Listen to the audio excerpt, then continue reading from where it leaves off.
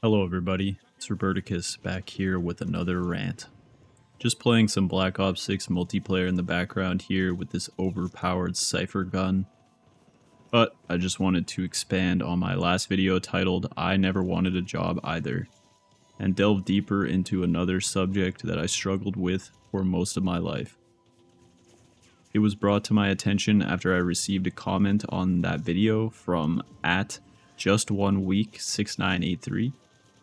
He opened up and expressed that he wants to start a family, but he feels the good woman only wants someone with a certain status.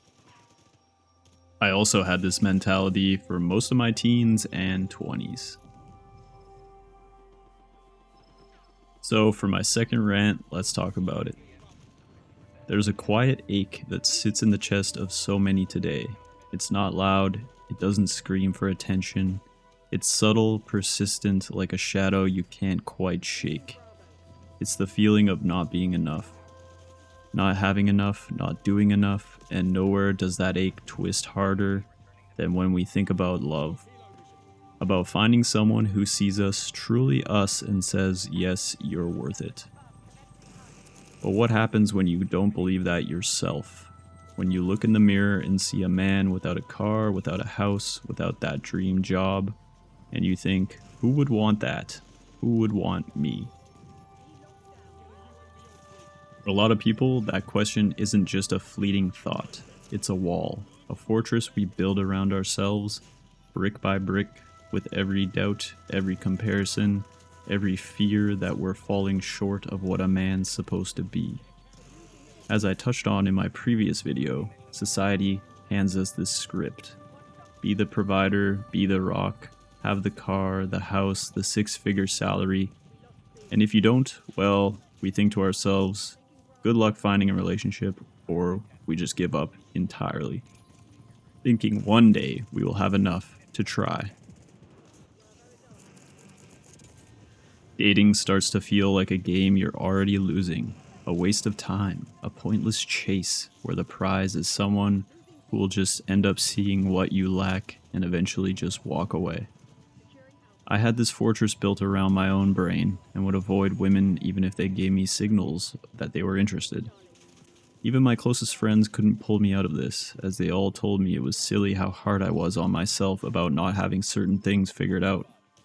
This was a trench that I had to pull myself out of, and it took years.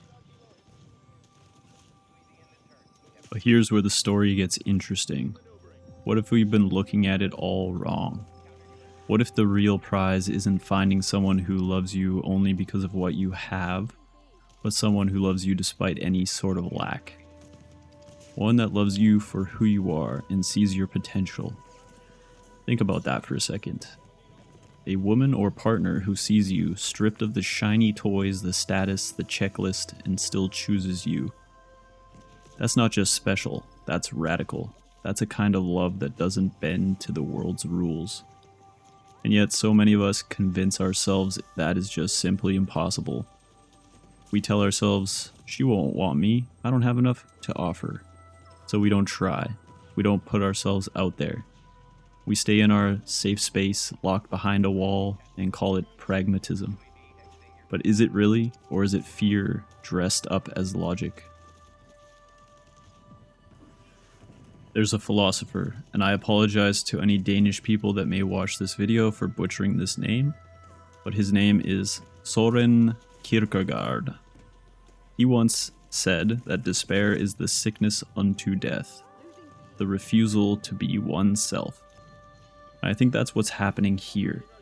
When we let our lack define us, when we decide we're not worthy because we don't check these boxes, we're not just giving up on dating, we're giving up on ourselves. We're saying, this is all I am, a list of things I don't have. But you're not a checklist. You're a story, a messy, beautiful, unfinished story. And the woman of your dreams who you want to spend the rest of your life with, she shouldn't exactly be reading your resume. She should be reading your personality, your heart, and seeing your potential. Now, don't get me wrong, rejection stings. It can be brutal. You put yourself out there, you take the risk, and oftentimes it doesn't work. Maybe she does want the car, the house, the stability, and that's her right, her choice. But here's the thing, that's not every woman. The world isn't that shallow, even if the loudest voices make it seem that way. There are people out there, women out there, who value grit over glamour, who see worth in the way you fight, the way you care, the way you show up, even when you feel like you're falling apart. And those are the ones worth finding after all. The ones who don't just put up with and tolerate your lack in certain areas of life. They celebrate the aspects of yourself that stand out positively. So why do we hold ourselves back? Why do we let the fear of not being enough stop us from even trying? Part of it's mental health, let's be real about that. Men aren't taught to talk about this stuff. We're told to tough it out, to build something tangible to prove our worth, instead of sitting with the harder truth that our value isn't tied to our possessions, it's tied to our presence and our soul. But the even deeper part, it's existential. It's about courage. To date, to really put yourself out there when you feel like you're starting from zero. That's not just an act of hope, it's an act of defiance. It's saying, I don't have it all together, but I'm still here. I'm still worth knowing. I'm still worthy of love. There's a stoic idea that I love and I've touched on in my previous video. You can't control what happens, only how you respond. You can't make someone love you. You can't force the world to rewrite its rules. But you can choose to show up. You can choose to give it your all. Not because it guarantees a win, but because it's, in my opinion, the only way to live without regret. The real waste of time isn't dating and failing. It's not trying at all. It's letting the shadow of not enough convince you that you don't deserve to try. If I had personally stuck with this mentality, I wouldn't have found the wonderful woman that I had married about 6 months ago. I would probably still be thinking that I am unworthy of such a thing. And probably I'd be blaming society for my own inaction. So, here's my challenge to you. Stop waiting to feel worthy. Stop waiting for the car, the house, the job, everything to line up like some sort of cosmic green light. Get out there. Be honest. Be vulnerable. Be yourself.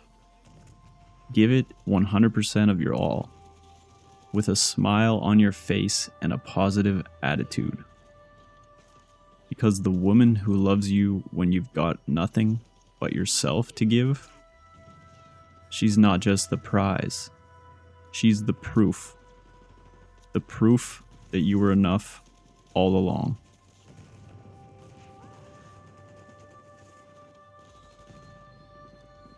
But with that being said, that's the end of my second rant. I hope you enjoyed the video. And if it helped you in any way, make sure to like the video and hit that subscribe button. And also let me know in the comments about anything you'd like to share or any other subjects that you want me to dive deep into. Alright, appreciate you watching once again. I hope you have a great rest of your day. Take care.